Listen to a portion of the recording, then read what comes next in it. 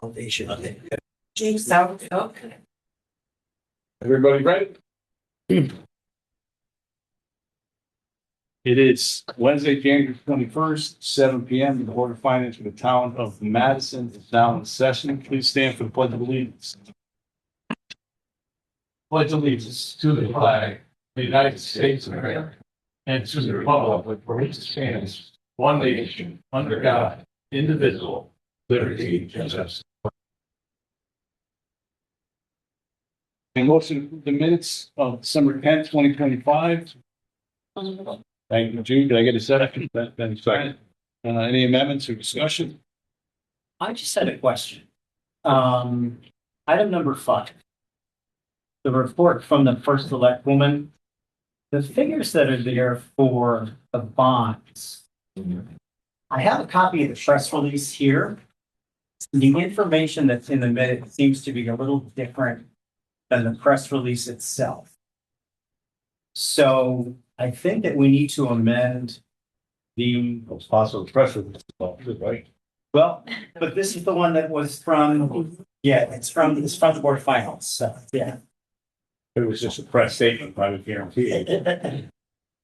But in any event, maybe if you want to curtail the summary, so that it's official from the Board of Finance wording, or do we want to have the wording the way that this was in the statement itself? Sure. The wording is fine as long as we just amend it to the right.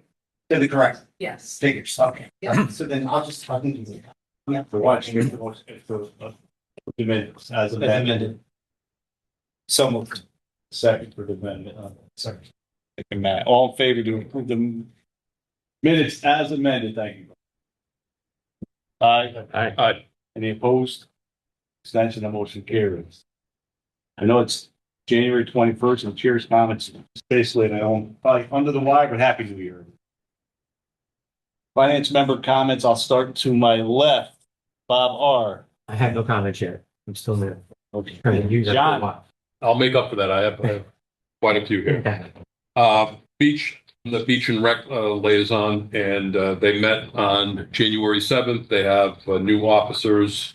Fortunately, Vince Dusick was the chair. Ed O'Malley is the new chair.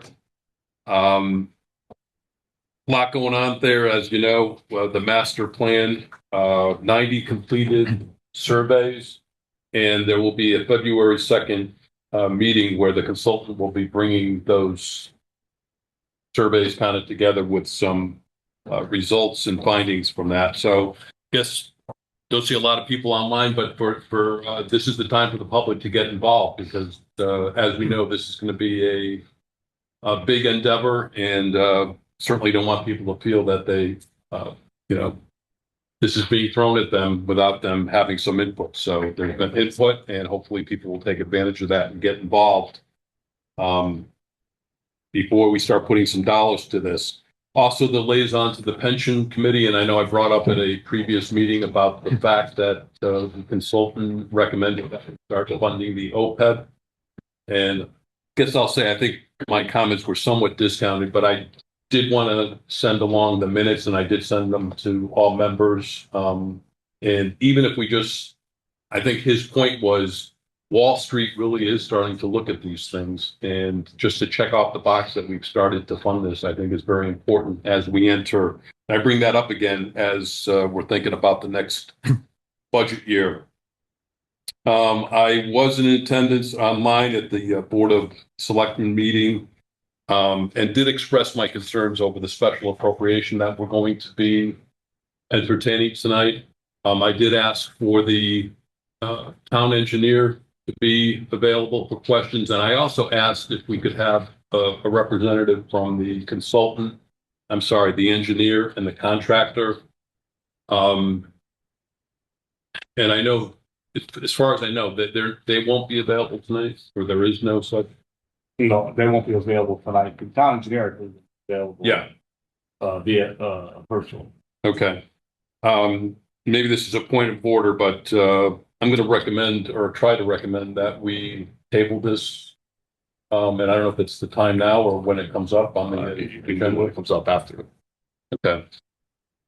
And lastly, I know we all received some correspondence concerning the use of special appropriations.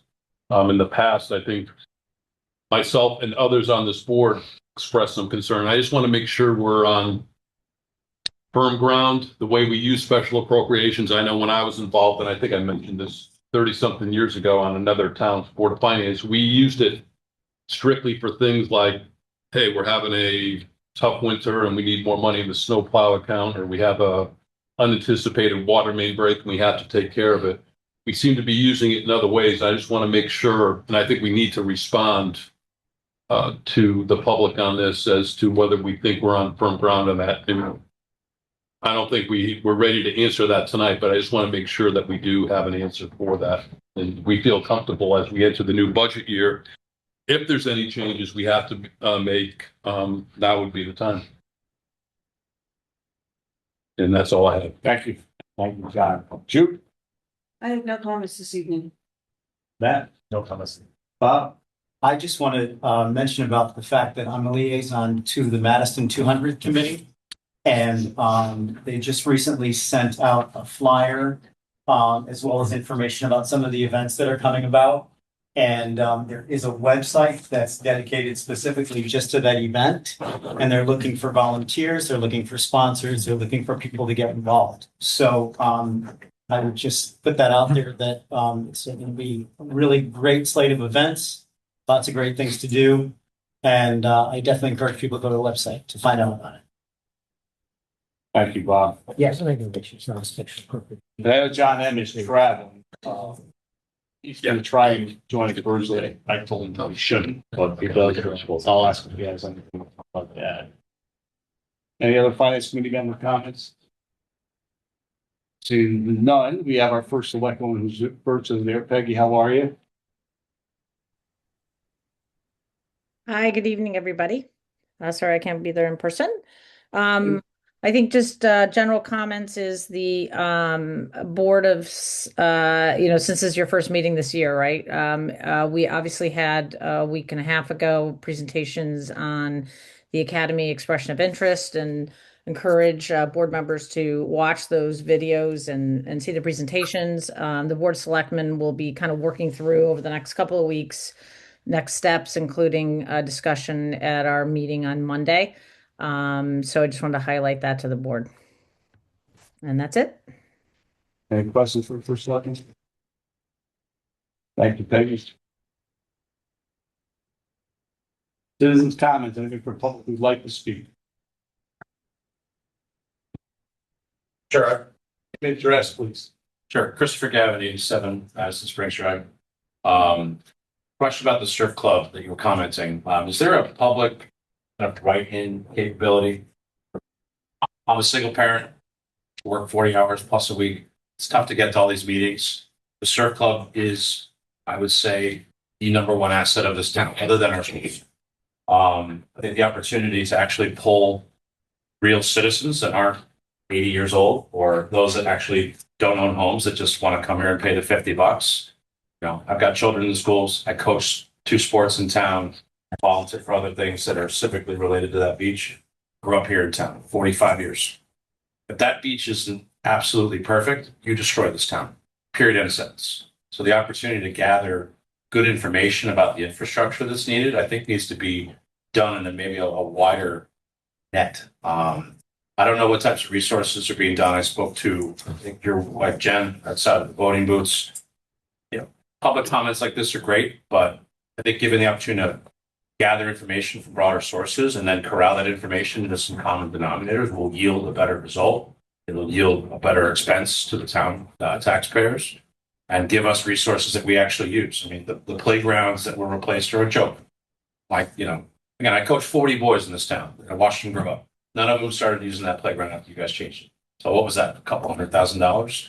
So I think that we need to find ways to gather the best intelligence as to what that resource should be used for, because I don't think we're going to see it get redone again in my lifetime in this town. So it's a major responsibility that if it follows the process that other major projects have followed in this town, nervous already. So my comment. Thank you very much for your input. Yeah. Name and address for the record. Andy Valambroso, Horse Pond Road. Can I approach you and give you some of this information here? Can approach the, board. Thank you for that. Like posters, I So much. Thank you.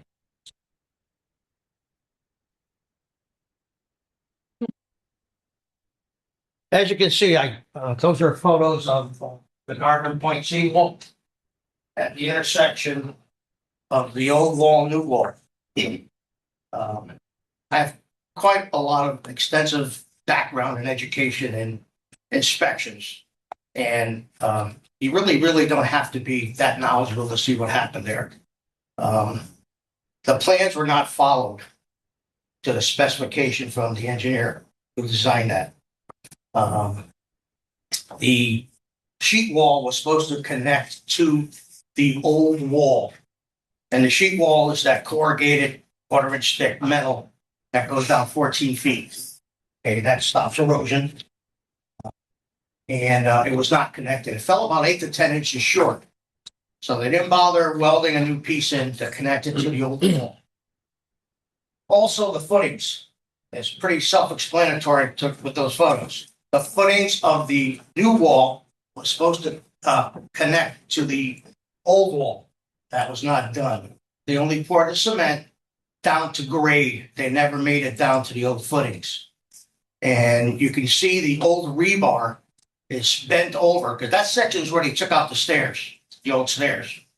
And the rebar still bent over. If they made an attempt to connect those two footings, they would have straightened out the rebar, and they should have poured that and locked them together. Everything got encapsulated. So the sheet wall did not go to the old wall. The footings were not poured down to the old footings. So this is definitely 100% on the back of the contractor, not the engineer. There's a plan there from the engineer that showed that the footings had to connect and the sheet wall had to connect. They were not followed. You can't dispute photographs. I'm sorry. I mean, this was not followed, and the taxpayers of Madison should not pay for this repair. Plain and simple. It's criminal what everybody's doing here. Okay, to appropriate that money, especially a no bid. A no bid thing's ridiculous. You got plenty of time to get other contractors and other engineers in there to take a look at this. Okay, especially a neutral, somebody that's not involved with this. Have them take a look at it. I've had people out there, and I'm keeping my powder dry. But I'm just hoping that you all will see what's there and not appropriate this money. That contractor should go in there and he should fix it at his cost. All right, thank you. Thank you, Andy, for your input. Anybody else in the public who'd like to follow up to that, sir? In seconds. Unless if anybody else new would like to speak before you get a second chance. Anybody else would like to speak? Yeah, to be that's the one I need, Wildcat. As far as what John said, I definitely think the engineer and a representative from the engineering firm or the engineer and someone from the construction company should definitely be at the meeting when we're voting to spend more money on a project that one of them dropped the ball on. I actually spoke to the construction company. They said they built it to the plans that their engineer provided. So obviously Andy just showed you the engineering plans and pictures to prove that that wasn't the case. I don't see how the taxpayers would have to pay for that, first of all. Second of all, why are we not even discussing this? Why are citizens having to do this and not the people we represent doing this? And thank you, John, for just tabling this vote, hopefully until we can get people from both of those companies to hear what they have to say. Thank you. Debbie Halverson, Durham Road.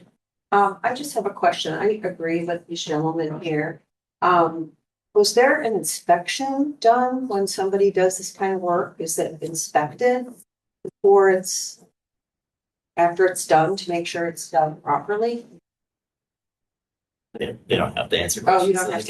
don't have to answer. But you could say what you want. Well, anyway, I would just, question that, but I do think if I have an issue with my car and I go to have it fixed and they do all the work and then my car breaks down because of the work wasn't up to par, I go back and they should fix it for free.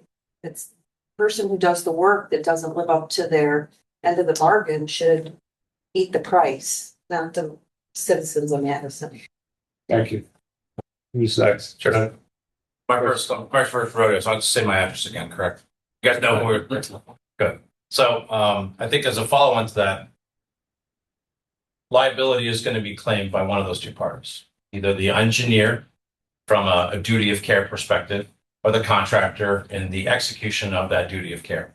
If both of those fall through before the taxpayers are signing on the dotted line, every one of these folks is licensed and insured, backward being insured. Every one of these contractors and even an engineer carry insurance for errors and omissions. The idea that this is not being the only statement. We went right to spending $68,000 of taxpayer money when we're already spending too much to begin. Why is the Board of Finance or any other fiduciary of this town not immediately calling for an inspection, either a negotiated settlement? Because if we say errors and omissions claim, they don't want that because that will ding them next year, like a workers' comp claim or your car insurance claim. And it's then litigated by the insurance company. We don't have to necessarily pay for that. The town attorney might have to get involved. But an errors and omissions claim with pretty clear photographic evidence is going to come out and assess and you're going to say, hey, it's 75,000 or whatever we believe the number is. And they're going to come up with a number. And that man or that woman or the insurance company or the contractor is going to have to cough up that money. It's a very simple, non-litigated process most of the time. And again, when you're dealing with a wall that fell over, it's kind of irrefutable. So I would just ask the Board of Finance and any of the fiduciaries involved in this project that there shouldn't be even a question of coughing up taxpayer money in an insured environment. Errors and omission insurance is specifically designed to catch the engineer or the contractor if they fall down. This is a very clear example of that. Yeah, one more quick comment. I contacted Rob Russo about 10 days ago via email for copies of all the inspections reports. He has not responded. So today I contacted the DEP, okay, and I left my concerns with her. I've been working with her now for about a month on this whole situation. The building inspector, I heard Vinny's out. He's been out sick for a while. The lady from the DEP who handles this, she's in enforcement. She's the one that issued the permits. Told me that the building inspector is supposed to inspect this.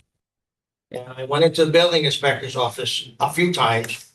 I got the runaround. I was basically pushed aside and asking if Vinny had done the inspections here. Vinny's a good guy, but I didn't know he was out. He was out sick. But I just I want to see the finished inspections, because if the inspectors were there, they would have seen that that junction was not to code. Okay, there's a lot of things that's not to code with that wall. Okay, but nobody wants to listen to me. They didn't listen to me with the academy. $1.7 million later, of our tax dollars are gone. Okay, I don't know everything, but I know some. Okay, and I just wish this town would listen. There's some really good, educated, knowledgeable people in this town that can help the town. We cannot get on any boards. Jim Smoltz is probably the smartest man I've ever met in my life. He's a contractor, and he tried to get on boards. He couldn't do it. I tried to get on boards. They picked somebody else. They picked somebody that specializes in affordable housing to get on the facilities board. Not an ex-contractor, not an ex-building inspector, somebody that specializes in affordable housing. So I don't know how that's going to help Madison. Okay, I could bring a lot to the table. Jim Smoltz going to bring a lot to the table. There's a lot of other really bright people in this town that have been calling me saying, we want to get involved, Andy. We want to get this town on the right track. We're off the rails. It's off the rails. All this construction stuff that this town's been doing is off the rails, and it needs to get straightened out. And the people of Madison need to know that our money is being spent wisely. What I've seen over the last 2.5 years, it's getting squandered. I mean, $1.7 million on the academy was just thrown away, not even a nail banged in the wall. 2.5 years ago, I sat down at a Board of Selectmen meeting and I told Mrs. Lyons, I said, "You're not going to build this for $15.9 million. She laughed at me. Okay? What is it? Couldn't get built for 15.9 million. I said it's $30 million. And it was $30 million to fix it. Okay? You guys need, this town needs the help of people from the town, but you gotta put them on boards. If you don't put them on boards and you just put, partisan people on boards, it's not good for the town. So hopefully, people listening, Mrs. Lyons is probably listening, we should have that. Thank you. Anybody online? Yes, there are. Hold on one second. Go ahead, Jim.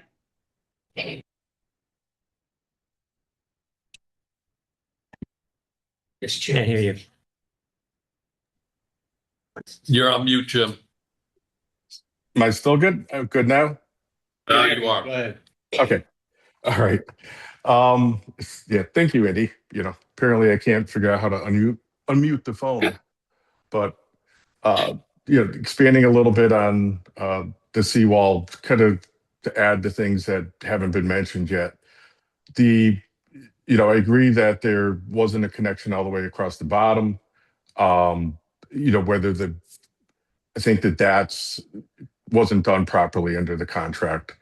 The contractor also in the contract was supposed to remove all the garbage and debris. A lot of it was buried. You can see in the photos, there's old sheet metal from the walls, silt fence, which is plastic, which washed out, along with washed out, and we're on the beach. That was that giant drill looking piece.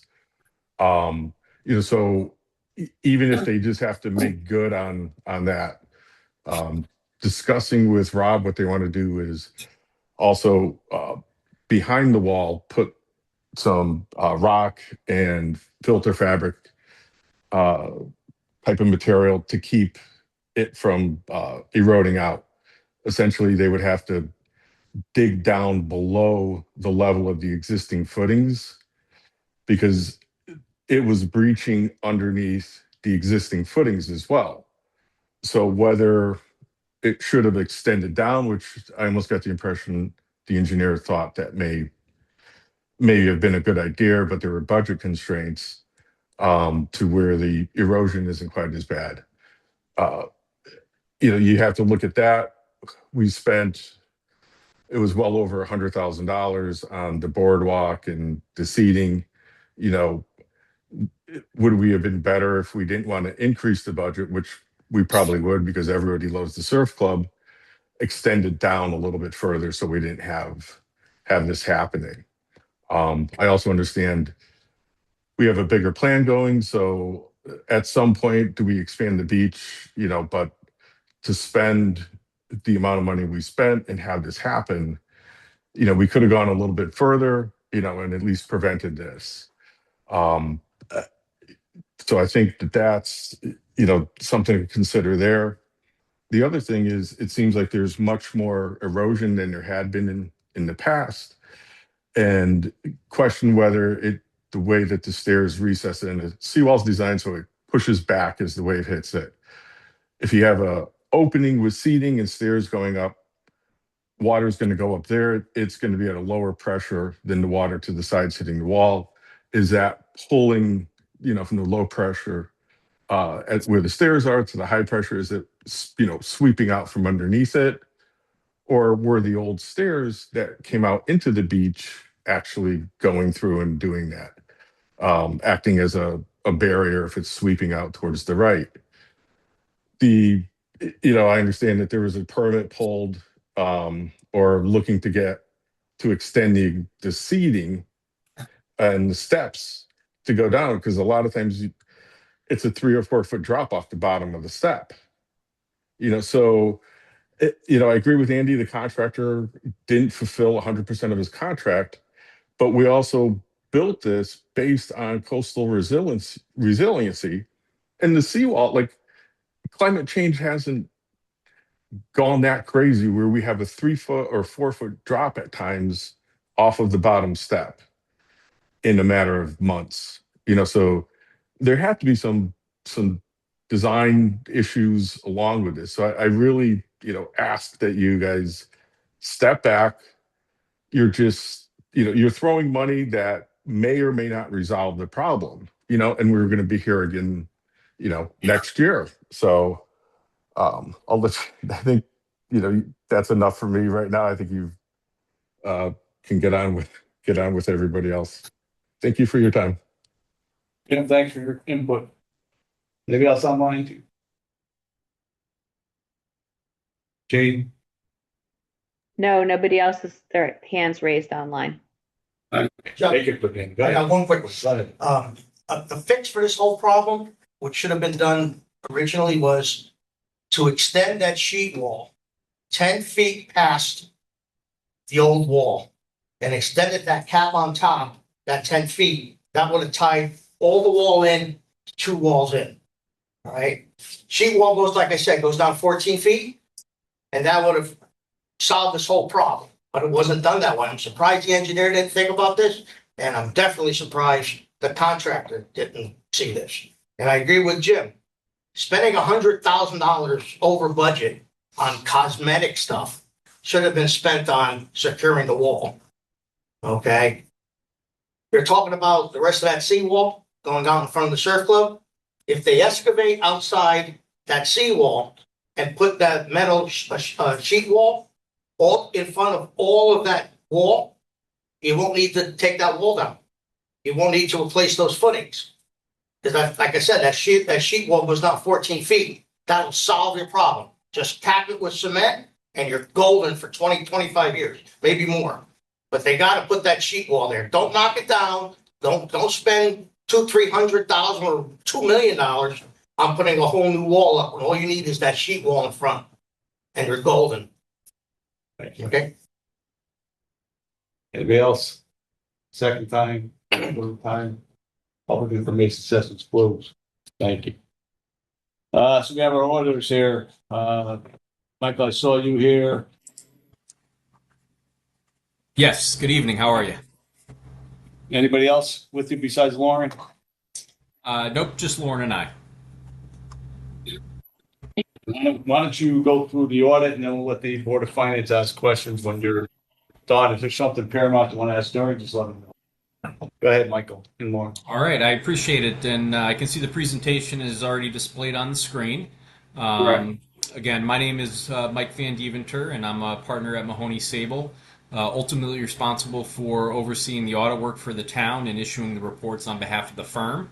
Again, joining me this evening is Lauren Messina. She's a senior manager at the firm, ultimately responsible for the day-to-day execution of our audit work. So you should have received electronic copies of all the reports that were issued in connection with the audit.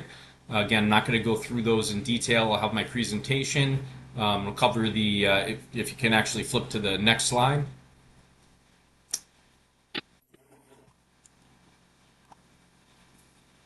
Cover the scope of work, the audit reports that were issued. I'll provide some overall financial highlights. I'll make our required communications in accordance with our auditing standards. And again, happy to answer any questions that any of the board members may have. So if we can turn to slide 2, as far as the scope of work, again, no changes from what's been done in prior years. We did do an audit of the town's financial statements in accordance with both the auditing standards issued by the American Institute of Certified Public Accountants, as well as the government auditing standards issued by the Government Accountability Office. In addition, based on the level of federal and state funding that was received by the town, we did also perform both federal and state single audits. In addition, we do perform an agreed upon procedures on the end of school year reports that are filed by the town school district, and those procedures are required by the State of Connecticut Department of Education. Next slide. So in addition to those attest services, we do perform some non-audit services for the town. So we do assist in the preparation of the financial statements, the schedule of expenditures of federal awards, the schedule of expenditures of state financial assistance, and the related notes. We also assist in converting the town's governmental fund financial statements to the government-wide financial statements. Again, the reason for disclosing this to the board is that in order for our firm to be able to perform those services and remain independent of the town from an audit perspective, Management is required to oversee those services and ultimately accept responsibility for them. Again, Stacy, as the Director of Finance, had accepted responsibility for those services, and therefore we remain independent of the town. Next slide. In connection with the audit, we do issue a number of reports. The report on the financial statements, we did issue unmodified clean opinions on the town's financial statements. Again, that is the type of opinion that you want to see as a board. An unmodified opinion is expressed when we've concluded that the financial statements are presented fairly in all material respects in accordance with accounting principles generally accepted in the United States of America. And again, I'd like to point out that our opinion does provide only reasonable assurance that the financial statements are free from a material misstatement, whether due to error or fraud. So again, we do not test every transaction. We do utilize sampling in our audit methodology. The financial statements do include some estimates, and therefore we cannot provide absolute assurance. Again, reasonable assurance is still a very high level of assurance. In addition to the report on the financial statements, we issue a report on compliance and on internal control over financial reporting. Again, in this report, we do not actually express an opinion on the town's compliance with laws and regulations or on the effectiveness of the town's internal controls over financial reporting. Essentially, during the course of performing the financial statement and compliance audits, if we become aware of or identify what we consider to be a material noncompliance with laws and regulations, or a significant deficiency or material weakness in the town's internal controls over financial reporting, we are required to include it in this report. And again, we did not report any such matters. Next slide. In connection with the federal single audit, we issue a report on compliance and on internal control at the federal award level. So again, in this report, we do actually express an opinion on the town's compliance with its major federal programs. So for fiscal year 2025, the total federal awards that were received and expended by the town was approximately $2 million. The major program was the Coronavirus State and Local Fiscal Recovery Funds, also known as the ARPA funds. We did issue unmodified clean opinions on compliance over that program. And again, we did not report any deficiencies in internal control over grant compliance. We issue a similar report in connection with the state single audit. For fiscal year 2025, the total state financial assistance that was expended by the town was approximately $10.4 million. The majority of that does consist of your education cost sharing funds, which is exempt from our testing. The portion which is not was about $2.6 million. The major programs were the tiered payment in lieu of taxes, the Town Aid Road Grant Transportation Fund, and then the Community Connectivity Grant Program. Again, based on the procedures we performed, we did issue unmodified clean opinions on compliance over those programs, and we did not report any significant deficiencies or material weaknesses over grant compliance. All right, the next section just kind of goes over some overall financial highlights. The first slide goes over your general fund budgetary highlights. Again, your original budget did provide for the use of fund balance in the amount of $500,000. You did have additional appropriations of about $5.8 million, so that did result in a planned use of fund balance in the amount of $6.3 million. Your actual change in fund balance on a budgetary basis was a decrease of $411,000. So again, that resulted in an overall favorable budgetary variance for the year of about $5.9 million. That budgetary surplus was really driven by revenues. You had favorable variances on property taxes, state funding, building permits, investment earnings, and you also had the receipt of the federal energy credit revenue related to the town campus improvement project. And then overall, your expenditures were about $925,000 less than budgeted. And again, we did not identify any budgetary compliance issues based on our testing. Next slide goes over your governmental fund financial highlights. So again, the town has a number of funds, including the general fund, all of your special revenue and capital project funds. The combined ending fund balances for the town totaled approximately $37.2 million. That was a decrease of about $32.9 million from the prior year. And again, you'll see that that decrease was primarily driven by your capital projects fund. Of the $37 million of fund balance, approximately $25 was included in your general fund. That was a decrease of about 884,000 from the prior year. The unassigned fund balance for the general fund totaled about 23.8 million. That was sufficient to cover just under 3 months and represented about 23.8% of your fiscal year 2026 general fund budgetary expenditure appropriations. The capital projects fund had an ending fund balance of about 8.8 million. Again, that was a decrease of about 31.8 million from the prior year. Again, that decrease was primarily driven by your capital outlays that were funded in part by debt proceeds that were recognized in the prior year. So again, the debt proceeds came in the prior year and you spent a lot of it during the current year. If you do review the financial statements, you will see that the capital projects fund does have an unassigned fund balance deficit of about 19.6 million at year end. And that really reflects the use of short-term financing, the bond anticipation notes, to fund your capital projects. Again, that deficit will get eliminated in fiscal year 2026 through the issuance of general obligation bonds, as well as the receipt of school construction grant reimbursements. And then all of your other funds had an ending fund balance of about 3.4 million, which was a decrease of about 189,000 from the prior year. And again, there's detailed schedules of all of the town's funds within the financial statements.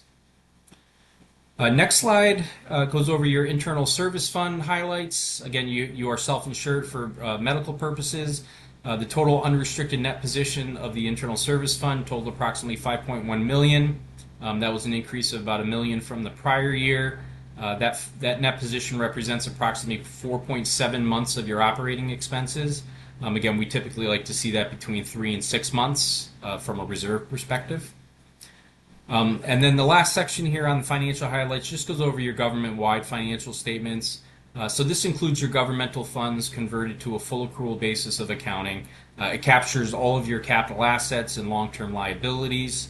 The focus on the government-wide financial statements is typically on your unrestricted net position, which totaled approximately 14.7 million, as well as your long-term liabilities, including your pension and OPEB liabilities. In terms of the positions in the pension and OPEB plans, the town plan had a net pension liability of approximately 9.2 million. That plan was 75% funded. That's utilizing a discount rate of about 6.75%. The police plan had a net pension liability of about 6.2 million. That plan's about 71% funded using also the discount rate of about 6.75%.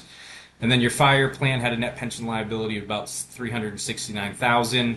That plan is about 90% funded, and that's utilizing a slightly lower discount rate of about 6.5%. And again, I did hear a member speak earlier today about the OPEB liability. Again, the town is reporting a total OPEB liability of 11.6 million. One of the reasons why that liability is so high is because you have not established a trust at this point. So again, that's 0% funded utilizing a discount rate of about 5.2%. Again, those benefits are currently being funded on a pay-as-you-go basis. Last section just goes over our required communications. Again, these communications are really required when the auditor runs into issues during the course of the audit. Again, we had no significant issues. The first item here talks about our responsibility under our auditing standards. Although we do assist in the preparation of the financial statements, they are the responsibility of management. Again, it's our responsibility to perform our procedures and express our opinion on those statements. I'm happy to report that there were no changes in the overall scope of work or the timing of the work that was originally agreed upon, and the reports were filed by the December 31st statutory filing deadline. In terms of significant audit findings, the town was required to implement a new accounting standard this year, GASB statement number 101 on compensated absences. So those are accruals for vacation and sick leave. That did result in a $2 million decrease in the beginning net position of the town's governmental activities. The financial statements do include significant estimates. Those consist of estimated useful lives assigned to your capital assets, estimated amount of vacation and sick leave that employees will use in future years. That was really a new estimate in connection with the new standard. And then discount rates utilized to determine your net pension and OPEB liabilities, as well as the medical claims incurred but not reported. Again, we did review those estimates. We did deem them to be reasonable and consistent with industry practice. Next slide. Happy to report we had no significant difficulties encountered in performing the audit. Again, everything that we requested from the town was provided to us in a timely manner. We had no uncorrected misstatements, so any audit adjustments that we may have identified, we would have proposed and they would have been reflected in the financial statements. We had no disagreements with management. We did obtain a representation letter. There was nothing unusual that we requested management to rep to. Again, if I just give the board an example, if we were testing a transaction and we were not able to substantiate that transaction through documentation and we were relying on the representation of management, we would disclose that to you. And again, we're not aware of any consultations by management with any other independent accountants. If they did consult with another independent accountant, we would be required to have a communication with those accountants and then also communicate that discussion with the board. So with that, that concludes the overall audit presentation. Again, happy to answer any questions that any of the board members may have. Thanks, Mike. I'm going to go right to you at this time. Okay. Yeah, Mike, thank you. And we're able to go through your report. Thank you for outlining everything. I had a question last year, I believe, and I just want to bring it up again. Our undesignated fund balance compared to other industry standards or other municipalities that you work with, how do you compare with that? So I think you're definitely on the higher side of what we see in terms of fund balance in Connecticut. Again, the recommendation by the GFOA is that every government maintain at least 2 months of reserves, which is around 17%. So again, I think most municipalities shoot for that 2-month reserve, and again, you're currently just above that, around I think it was 23%. Thanks. Jude? No questions. Thank you, Michael. The pension plans, we said 75% funded on the one and 71% on the other. Is it fair to say, I know it used to be 80% was considered adequate or in good position? Is that still fair to say, or? Yeah, I think typically most pension plans that we see are probably between 60 and 80% funded. I typically would consider those to be well-funded plans. If you look back, I think historically your plans are probably, again, between that 60 and 80% depending on the market. So again, I think the more important issue is the actuarial valuations, the discount rates that you are utilizing, and the fact that you are actually making your annual required contributions. Okay, and kind of related, second question. Towns like us, how many are funding their OPEB plans? We have 0 put aside. Yeah, I don't know what the percentage is. I would probably say of my clients, it's probably 50%. And, you know, that's really probably over the last 5 years or so. Thank you. Mm-hmm.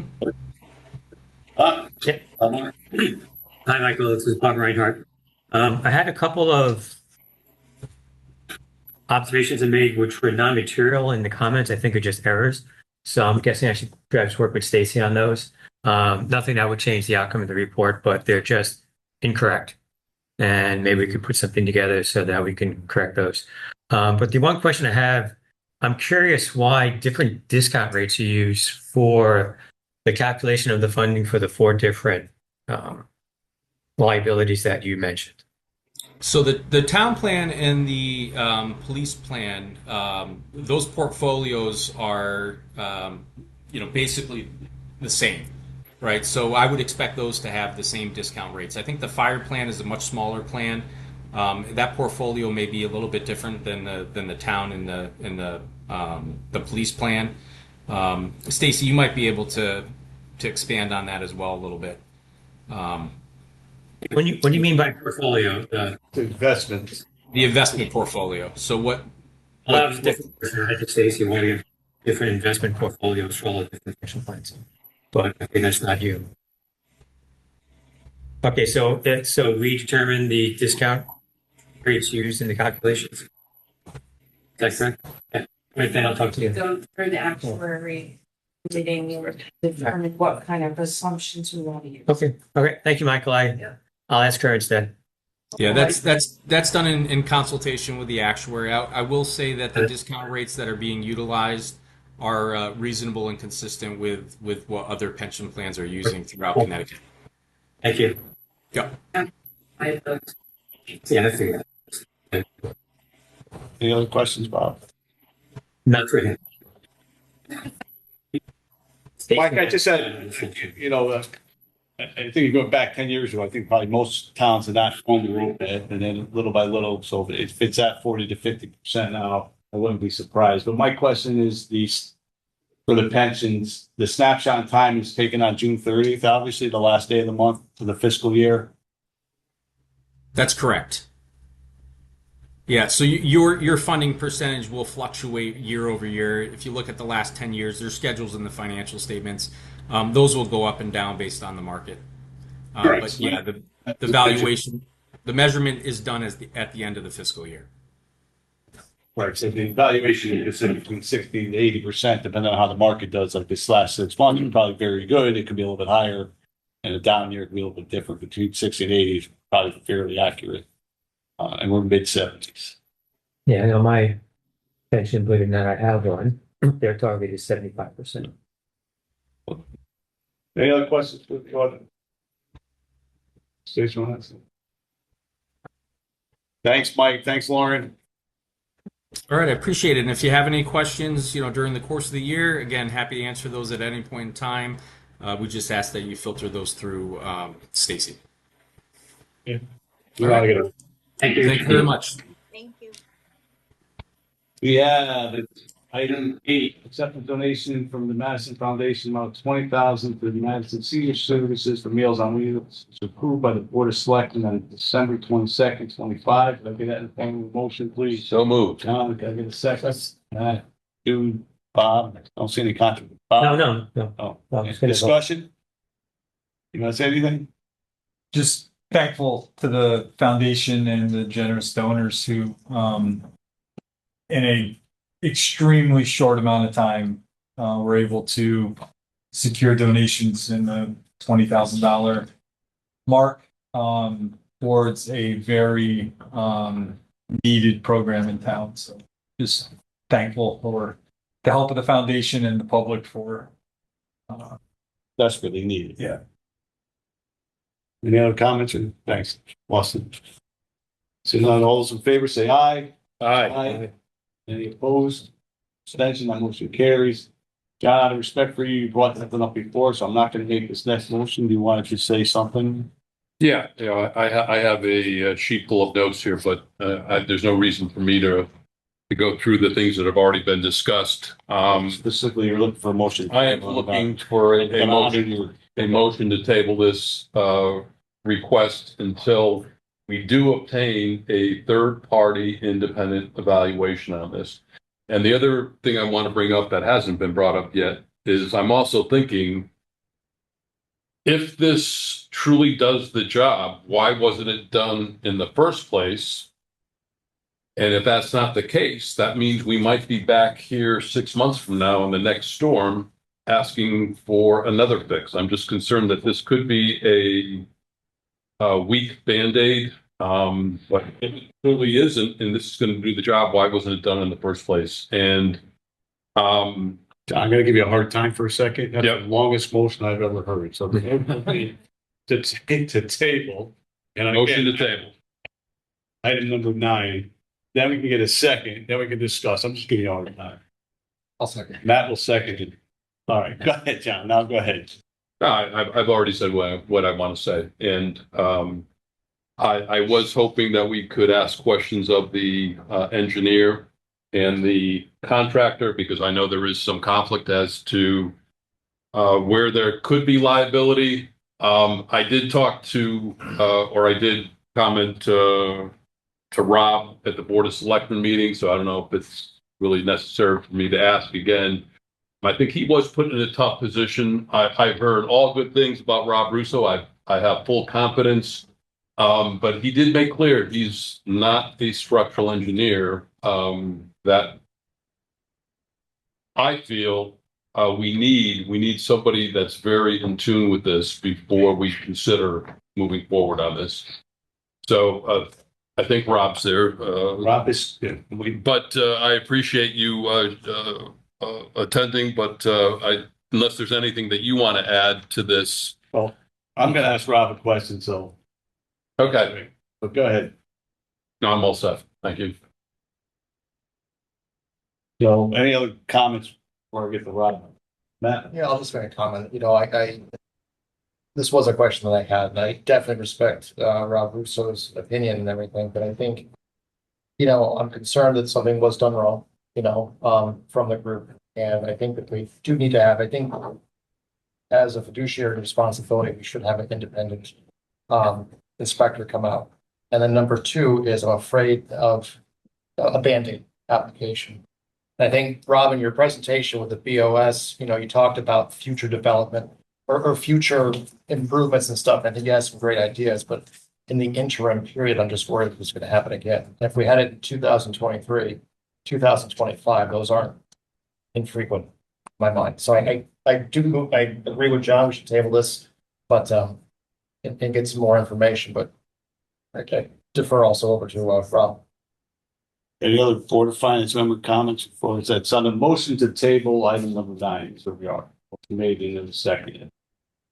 So, Rob, since you're there's some comments made, whether it was inspected or not, there were some comments made, about, maybe the design or maybe not the design, and then comments about extending the sheet wall 10 more feet and the patio wall. I did see the pictures. I don't know if all this was brought to the Board of Selectmen. I'm not going to make my opinion on it. But could you just comment on a few of those things, please? Yeah, absolutely. Again, good evening. Thanks again for the record. My name is Rob Russo. I'm the town engineer here in Madison. Before we get into any of that, I just want to provide some clarification because I don't think it was fully laid out in last week's Board of Selectmen meeting. The $68,000 or $68,100 to be precise isn't solely for the erosion mitigation measure. I think everyone keeps throwing that money or that number around because that was specifically what was noted. First, I'd like to make note that, and anyone who has been involved in construction projects, for this project, and to Andrew and Jim's points earlier, yes, there were additional amenities added to this project that, and actually to Chris Gavin's point earlier about this being, we need to protect and, make sure that the beach is optimum at all times. That also does go for aesthetics as well. I mean, it's solely not, it's form and function. So, and again, that additional monies that were put into those amenities, I'm not necessarily sure would sort of alter, a large storm event and 4 feet of missing sand and scour in front of the walls. So let me just I'd like to make that point. Next, there are a few other things that encapsulate. Oh, well, hold on. Let me back up real quick. So we did during construction, and again, we budgeted this thing to the max. We tried to get as much bang for our buck. If you can recall, this project was originally just supposed to go around the U shape of Garvin Point. Because this issue had happened previously prior to the wall being installed, we tried to extend to the maximum extent of our budget as to get as much. And this is what Jim was kind of alluding to earlier about, well, we should have foreseen, we should have looked into doing more sheet pile wall and extending further down the beach. Well, the truth is we did. In fact, so much so that it's probably about another 150 plus minus feet. But truthfully, during the construction process, I mean, we had a single change order for $23,000, which again, I've been involved in private sector projects and municipal projects for over 25 years. And if you include this $68,000 plus the 23 that was spent on the additional concrete, because the quantity increased, I mean, that's a 6.5% overage on a $1.3 million project. Now, the Board of Finance should know that, given our history of projects here, having a 6.5% overage is not significant. Especially one that we, and again, and I've heard a lot of terms being used, calling this the wall failed.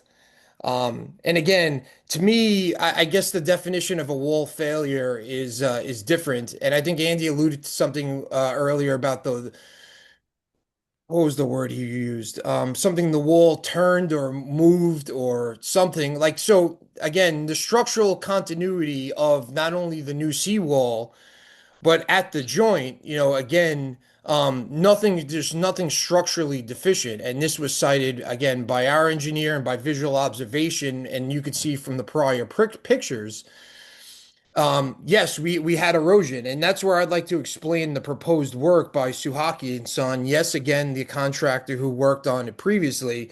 Let me just go through some of these light items right here, and I'm not sure if this was sent to you here.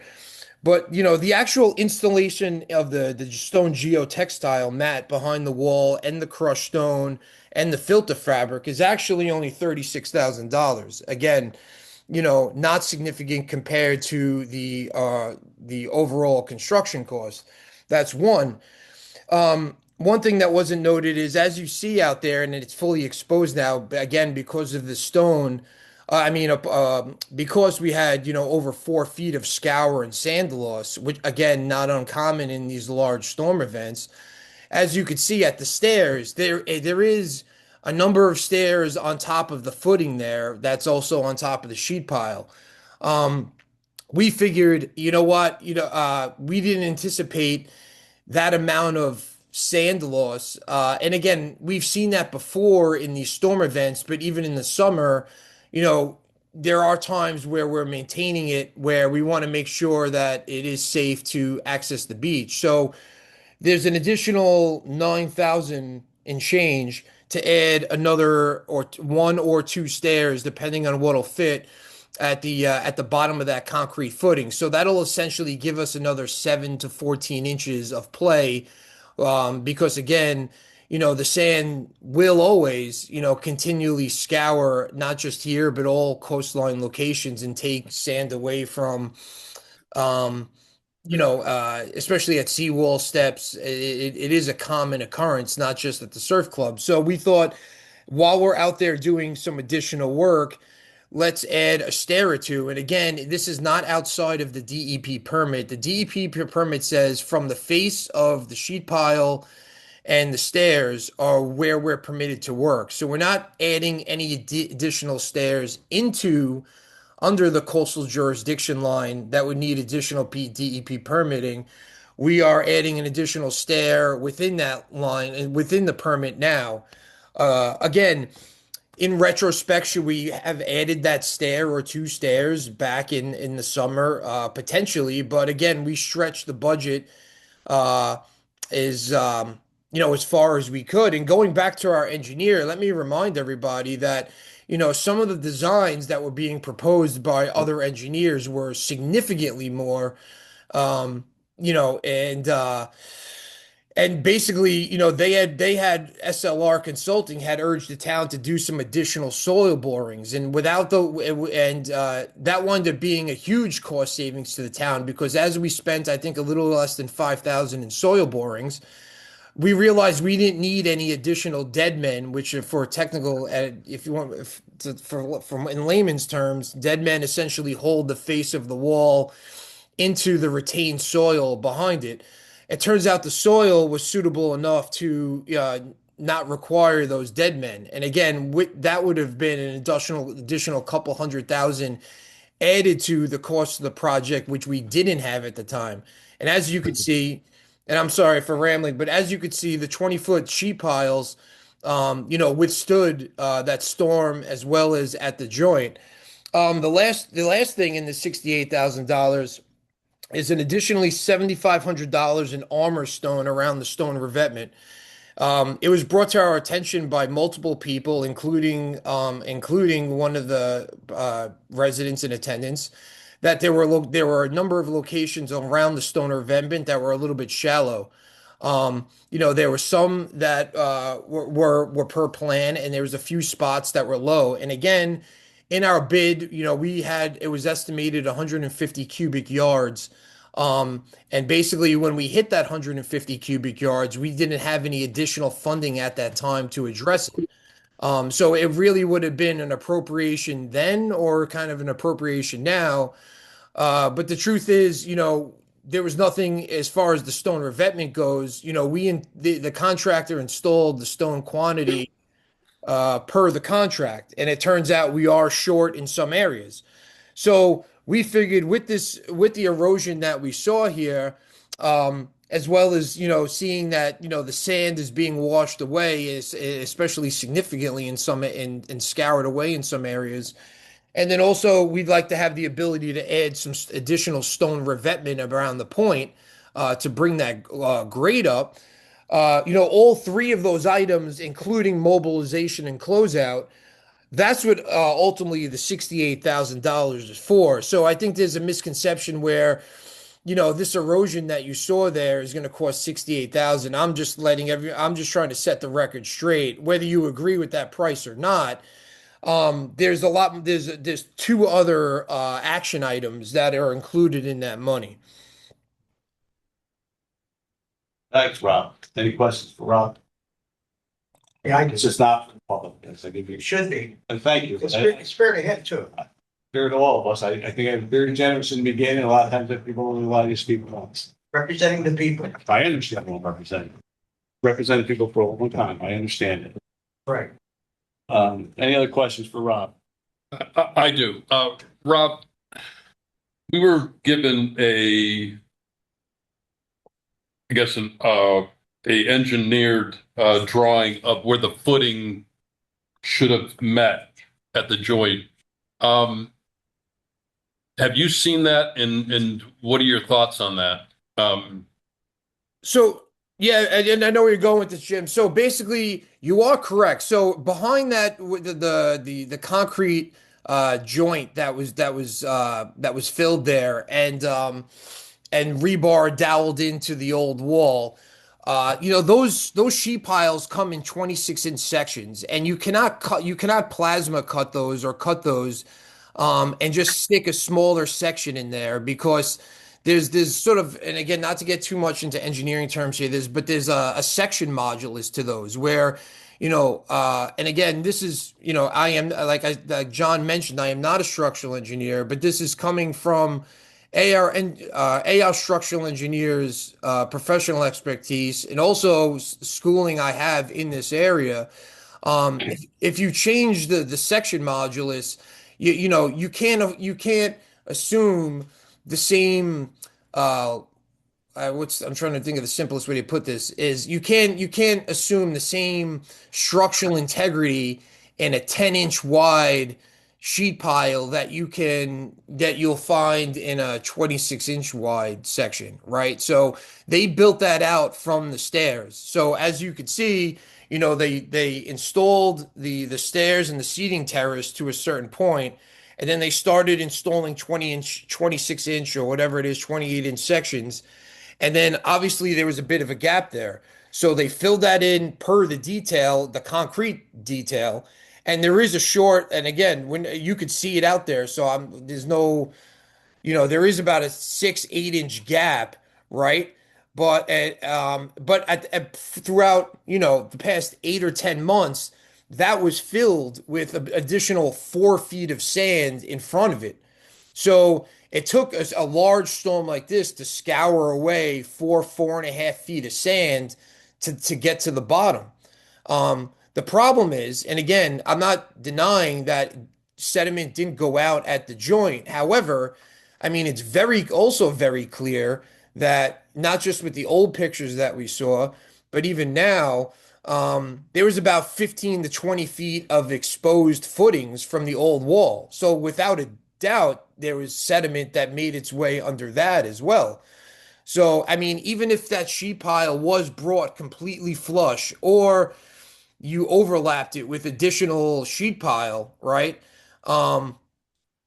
You're losing sediment 3 ways. Still underneath the old, very shallow footings, You're losing it through weep holes when there's overtopping waves. You getting a suction effect. You could Google it. And then also there is material that makes it out over the top because of the wave action. So again, this is just from research I've done and people that I've spoken to, our consulting engineer. But I truly believe that, like, yeah, so to your point, will we come back here and have a similar issue? I can't speak to that. I'm leaning on the professional expertise of our engineers, and this seems like a viable plan considering it's $36,000, not $68,000, until we could come up with a long-term solution. And again, that's what the Surf Club Master Plan is for. I don't know what the right course of action is moving forward, whether it's a larger beach and again, I spoke about more of this at the last meeting. But I think,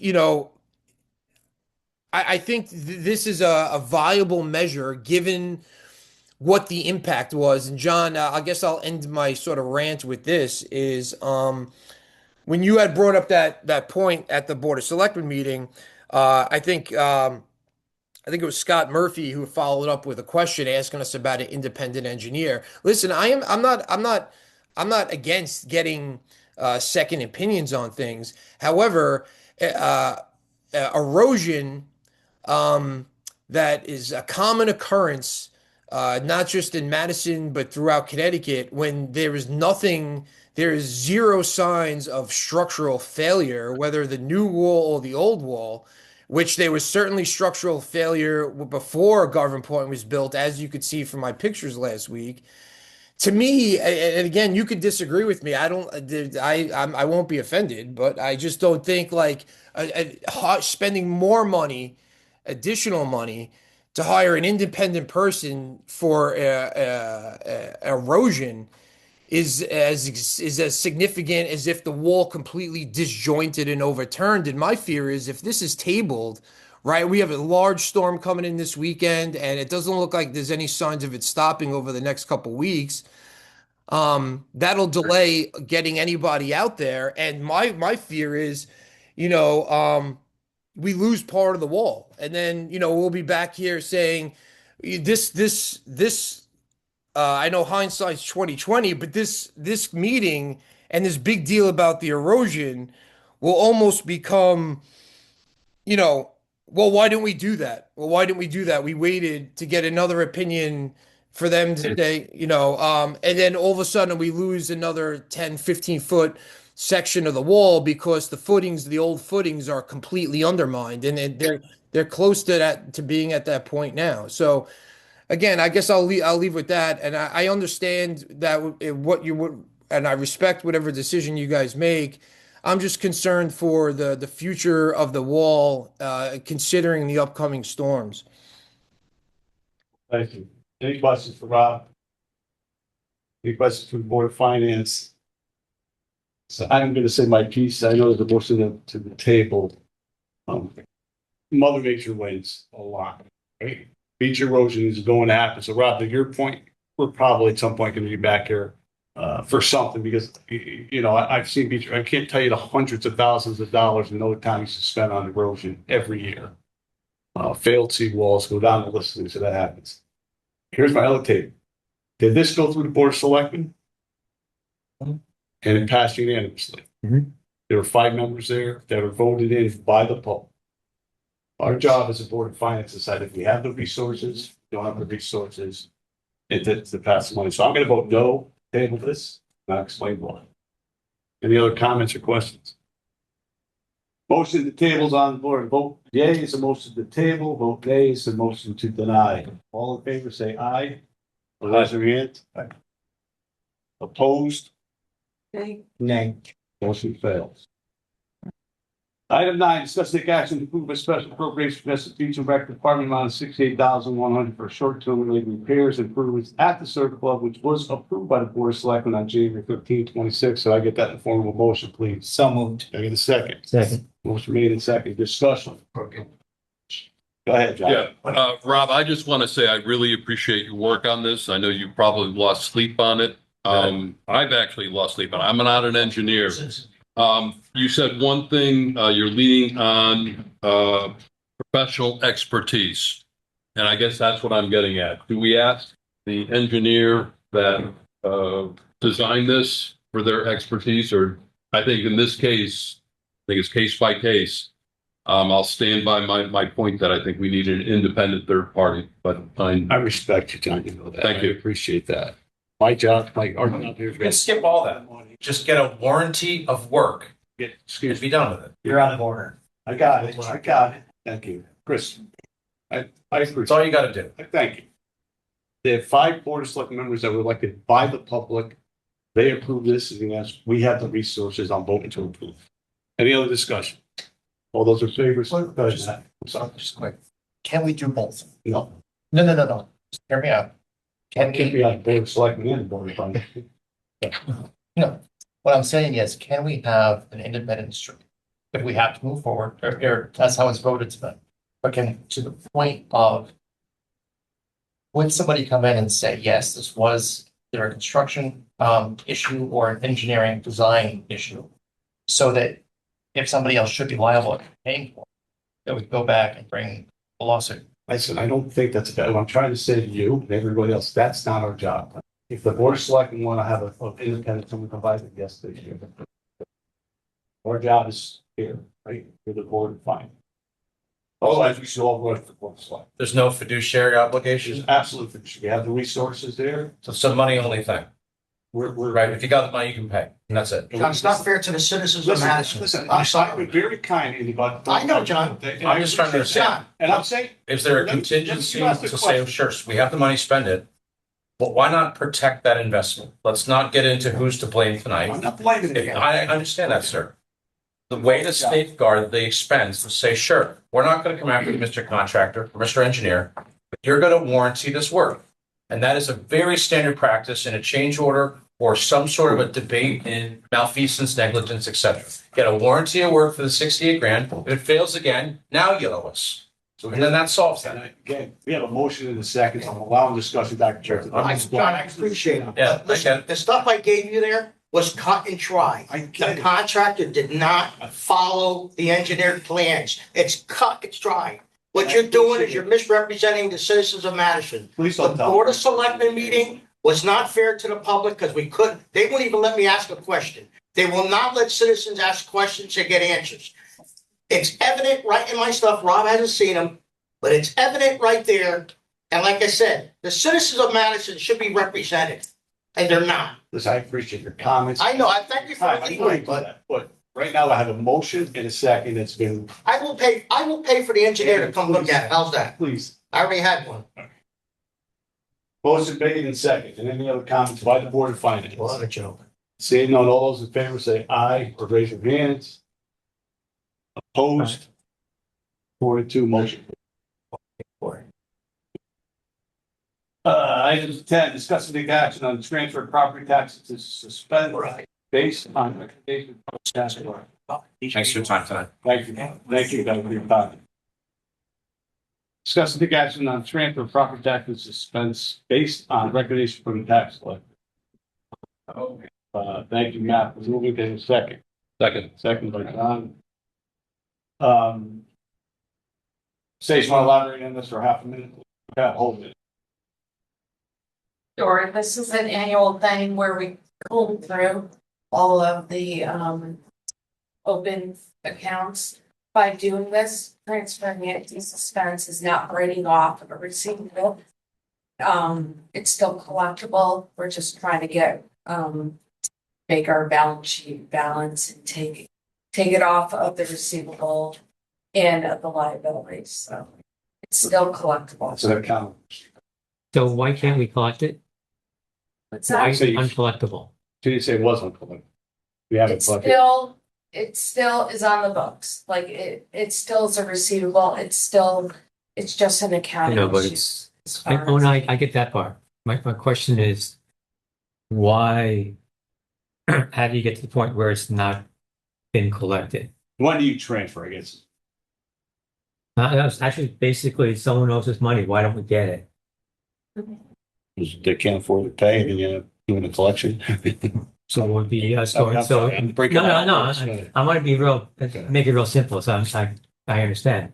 that there's real estate tax, personal property tax, motor vehicles tax, other kinds of taxes, which people here aren't paying. I'm curious why that's allowed, or I'm new. I'm still trying to figure this all out. Because we keep that, was it 2% and 1.5%? 1.5% per month. We assume no. We assume a certain amount of real estate taxes will not be paid each year. So, Oh, I got you. I thought you meant the interest. so I'm curious how, it's a good reason I'll use it. How do we not end up collecting these taxes? Is it because they So can't it's- afford it, or It's what's still owed to us, just hasn't been paid. So we're kind of shifting it from one bucket to the next Oh. to clean up the balance sheet, but it's still. Yeah, I get that part. So, let me answer. Go ahead. I was going to answer. Yeah, well, this was going to be my question. My experience with this many decades ago was you get beat on motor vehicle because somebody had their car registered here, they moved to California and you can't get it. But Mhm. I did see some real estate. I know from my experience, we will never get beat on that, correct? Correct, it's still. Motor vehicle, there is some that, But you're getting to that, but I think, like you said, it's just an accounting thing to put it in suspense. It hasn't been written up yet. Correct. So I think we should get all the real estate eventually. Eventually. Motor vehicle. Okay. There might that's, be and some key word pennies is we don't- eventually, John. Yeah. Eventually. And Bob, to your question, sometimes people lose a job, sometimes they can't afford to pay it. So, and then, it could be 5 years down the road where it's a foreclosure procedure where you get the Okay, money or okay. whatever that case may be. What's the current amount in It's still due suspense? to us. It's always correct. It's even in other scenarios where you get it after, but it's still, like, I don't want to be morbid, but it's still, I get it. I get it. it's still owed to us. And normally it's 1.5% per month interest that's tacked on. Yeah, so we're looking at putting 67,000 to suspense. Right. Look at that. Hold on a second. How much do we collect your taxes? Page the wall. How much do we collect a year? Stacy, Christina's on if you would like to hear from her. Christine, just tell me what we collect annually in our taxes. Unemployment. 85 My million. point is 67K on. No, I get it. I get Pennies it. on No, well, I just, But I'm also curious, Great how much is question. currently in the suspense? The weird way to say it, suspense account. Is if I had this all it's just up, owed back taxes. this is, Some if of I it's had been this all paid, up, so- none of this has been collected yet. So still have the motion in the second on there to approve, but this is under discussion. So if you want to promote, Christina's on, Hi, Christina. tax Scott. collector. Go ahead. I don't- Christina, you're on mute. Now you're not. We can hear I you. can hear you. All right, I don't know, the camera won't go on, so you can hear me? Yes. Okay, I'll try one more time with the camera. Nope, it's not doing it. Okay, so, once a year, we're required per state statute to perform suspense. In the past years, last year. Christina, we're losing you. Last year, 59,000, 59,600. This year's at 67,200. With cars, yes, what you were saying with people moving, it's hard for us to find people. So we exhausted all of our resources that we had. We've done all our due diligence, and this is what still wasn't collectible. So we have to, we're required per state statute to perform the suspense at least once a year. These are what we put in as we are deeming uncollectible, but like Stacy said, they are still collectible for 15 years. We, for real estate, we still perform a lien and place a lien on the property. Every year, this has been happening every year, going back, I can't tell you how many years. It's a requirement. And I think I have back to 2011 in the packet for you guys to see that amount of suspense that's performed year after year. I don't know what other question, because when I went to join as panelists, it cut me out a little bit, so I didn't hear anything. No, we answered it, yeah. So my only last question is, how much is currently in that account that has not been collected? I'm curious. How much is delinquent back taxes, Christina? In back taxes unpaid. So Right, with the current year, so if I take the current year out, Yeah, well, Either way, I can do that. I'll tell you right now, hold on. But this is not the amount that That's we not. moved to. Because something's been collected in the interim. This is actually just, a That has- small percentage, but let's see, 36. That was the beginning, yeah.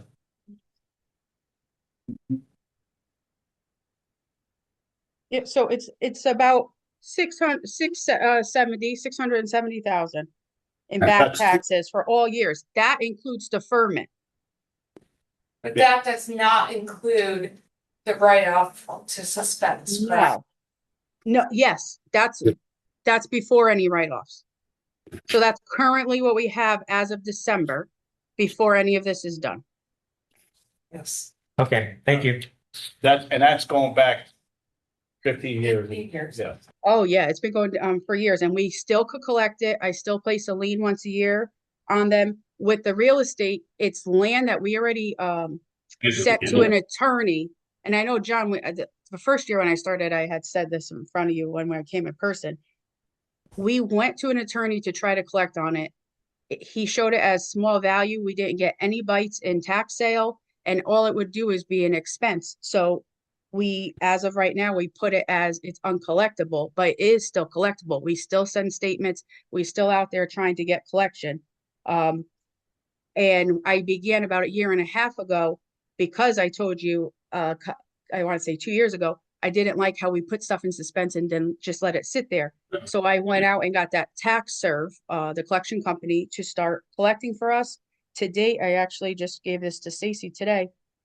For a year and a half of this being started, they collected 118,000 for us. Hats off to you, Christine. And the issue is there, the longer you wait, the harder and the less they're worth. So Correct. So we're sending it more often now. I got permission from Stacy to do that about a year ago. The compliments to a couple. Thank you. Thank you. Probably won't do that. Thank in Thank you, Christine. Yeah. Thank you. Have a good night. Thank you. Motion in a second, to take action, transfer property taxes, expense-based recommendation. Christine, any other discussion? Seeing none, all those in favor say aye. Aye. Any opposed? Motion carries. Item 11, discuss and take action to approve the acceptance of lots that not to be confused with local transportation capital improvement program grant for Tops Road and Workers Road construction amount of $2,570,000 pending the BOS approval. That's not matching, correct? Correct. So I can get that in the form of a motion, please. Anybody? Jude? Thank you. Can I get a second? Second. It's money. Yeah. Seconded by Matt. Discussion. Quick question. Question. Go ahead. This is just for road construction, correct? Nothing to do with sidewalks? Nope. Okay. And any conditions other than we have to meet the DOT specs? Nothing. Okay. I like that. Why? Chair, if I may. Yes, you may. Go ahead. Well, I just want to clarify because this project does have a sidewalk component to it, and that is also covered by LOTSA. So it does have a sidewalk in it. It's part of the design, Rob, if you want to, but this is one that has been vetted for 5 years now, I think, going through the process. But I just want to make it clear that there is a sidewalk as part of this. Rob, you can explain where exactly it is, and but this is all part of it's all still paid for as part of LOTSA. And it's not a matching grant. This is No, we pay for design engineering, which we've been funding through CIP, if I recall. So we're ready to go out to bid for this, right, Rob? Yeah, so basically, correct. This is a local transportation improvement program, LOTSIP, that's through the state of Connecticut Department of Transportation. It has to these projects have to get approved and voted on by our local council of governments, the SCROG. They approved it, was sent up, and it's currently out to bid. Right now, we just had the pre-bid meeting this morning out on the site. It was pretty awesome. We had like 16 contractors show up. Basically, we were kind of waiting to bring this to the boards until we got a project authorization letter, which means we could actually execute the the bid when we ultimately select the low bidder and vet the low bidder. But yes, there is a sidewalk component to this. It's very small. Basically, we're connecting the sidewalk at Green Hill Road and Cops Road intersection, and we're bringing a section along Cops Road to the trail system. That's right, kind of at the Warpus Cops Road intersection. Again, a very small expenditure compared to this. Really is a roadway rehabilitation project. In fact, over the past, I can't believe how fast time's going, but I think within the past 10 years, this is our last collector road that needs to be paved. So, and again, we kind of held off on paving it from our CIP program because there are significant drainage improvements being done as a part of this project. There's areas on Warpus that flood, and there are some grading issues. There's some kind of super elevated roadways, meaning there's not a traditional crown on the road. It kind of pitches towards one side. So anyway, to make a long story short, there's a lot going into this project, a little over 2 miles of roadway fully funded by the state of Connecticut. Thanks, Rob. Any other discussion? Just for clarification, I thought the sidewalk project was going to connect the high school, middle school area to Neck River. That's a completely different project. Completely different. Okay. Yeah. Completely different project. Yeah. Just, just as a quick update on those, We have a motion and a second on this. Sorry. Okay. We can update afterwards. Thank you. Sure. Any other discussion on the motion and second to approve the lots money of $2,507,000? Seeing none, all those in favor say aye. Aye. Any opposed?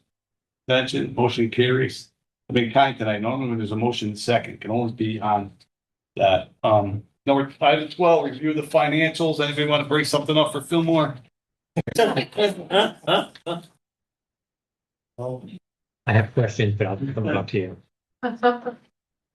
Did you have a question, Bob? I'm not trying. No, it's education. I'll just Okay. Make sure I'm there. I'm not sure what some of these categories. Any highlights on the finance? So, I gave you the projected fund balance. This was the original, for the top part was based on the audit, so that is a little, revised from last time.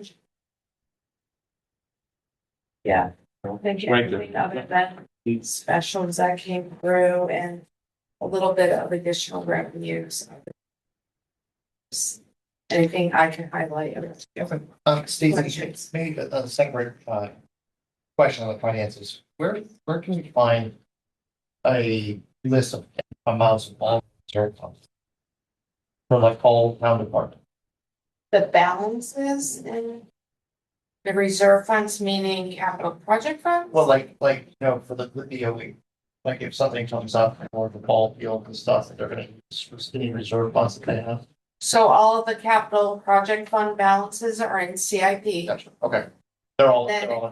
Yep, but there are other reserve funds, for example, the revaluation fund, those are additional funds, I can provide you with that. But for now, all the balances in the capital project reserve funds are in CIP. Any other questions on the financials? No, we have citizens' comments. Anybody from the public would like to speak? Want to speak? Jane, anybody? No one's online that's raising their hands. 3 times, public information session is closed. Can I get a motion to adjourn? Thank you, Matt. Second by Bob Donahue. All in favor, say aye. Aye. Adjourned at 8 p.m. Thank you, everyone. Thank you. Did not get that correspondence.